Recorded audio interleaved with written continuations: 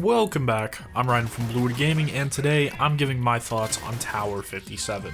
Now before we get into this, I did receive a code to review this, so take that in mind as you're listening to what I have to say about this game. So let's get right into it. Tower 57 is a 16-bit top-down twin-stick shooter set in a dystopian, gritty cyberpunk world where mega towers are the only enclave of civilization left, and you are sent to infiltrate Tower 57 and find out what's going wrong in it. Now, the devs say that they put an emphasis on cooperation, adding in both local and online co-op, but I played through this completely solo and I didn't find much trouble in that. Continuing on, I'll talk a little bit about your tools of destruction that you get to use throughout this game, starting with the characters, as you actually get to choose 3 of the 6 available characters to start out with. These different characters act as your lives, and there's an interesting way of how you actually get them back and get more lives in the game.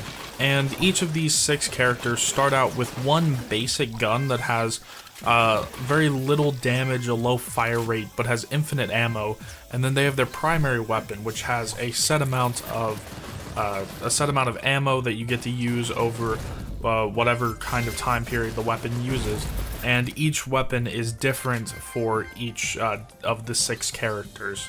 And each of these main weapons can also be upgraded to add things like firing 2 bullets at once, piercing shots, more damage, more ammo capacity, things like that. Each character is also given a gadget, which you can swap around, and it's kind of just a secondary ability.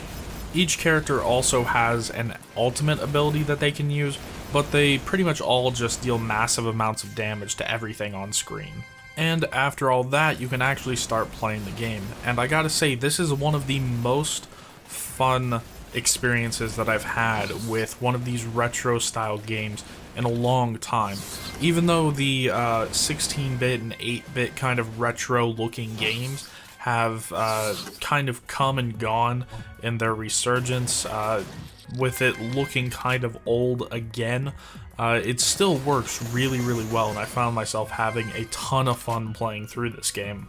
In fact, I love this world so much that I actually found myself spending a quarter of my time with the game playing a single minigame. Just this little slot machine that was hidden away in a dark corner of the hub area. But this is where the downsides of the game actually start to show through. There's not many of them, but the ones that are here are kind of big. The first one obviously being is that slot machine that I'm talking about is actually the best way to get money in this game. It's the quickest way to get money in this game. I actually had fully upgraded weapons by the time I left the hub area for the first time. And after leaving the hub area for the first time, I didn't have to upgrade weapons ever again, and I had enough money left over to completely upgrade 2 of my characters.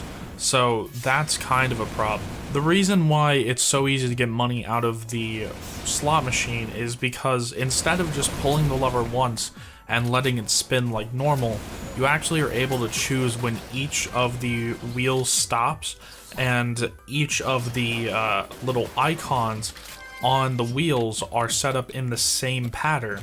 So you can just memorize the pattern of one wheel and know when to stop for each wheel, and I found that I'm actually able to get money out of it about 8 out of 10 times. And besides that slot machine, there was only one other gripe that I have with this game.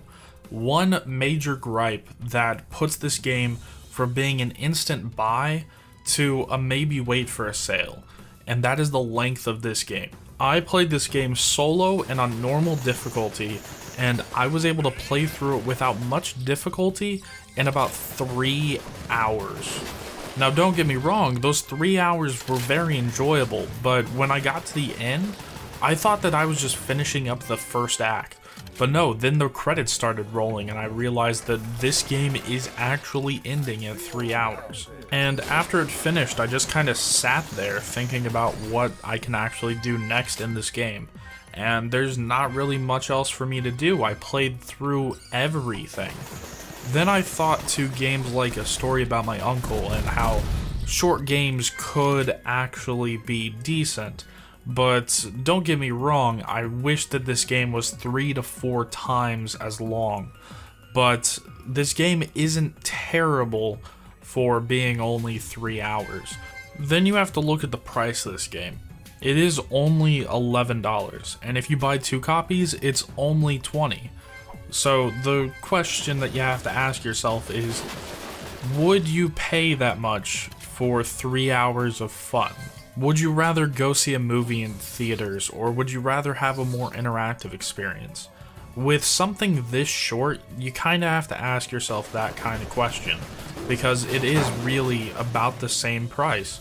And so this is going to be a bit more of a personal choice on whether or not 3 hours is going to be worth it or not.